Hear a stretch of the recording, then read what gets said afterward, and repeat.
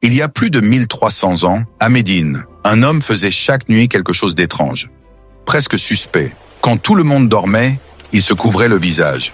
Il chargeait sur son dos un sac lourd de nourriture et d'argent, et il partait dans l'obscurité.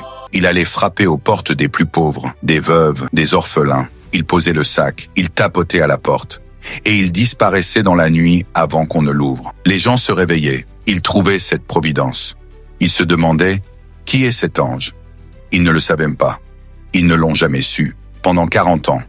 Jusqu'au jour où les sacs ont cessé d'arriver. L'homme au masque était mort.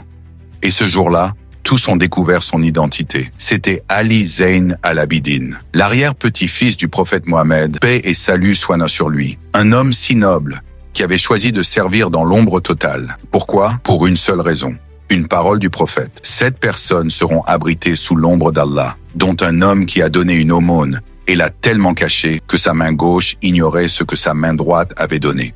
Il ne voulait pas de remerciements, il ne voulait pas de gloire. Il voulait que seul Allah soit témoin. Alors, pose-toi cette question. Quelle est ta charité secrète? Celle que personne ne voit, sauf lui. Partage cette histoire, pas pour les likes, mais pour rappeler qu'en islam, le plus grand acte est souvent celui qui reste entre toi et ton Créateur.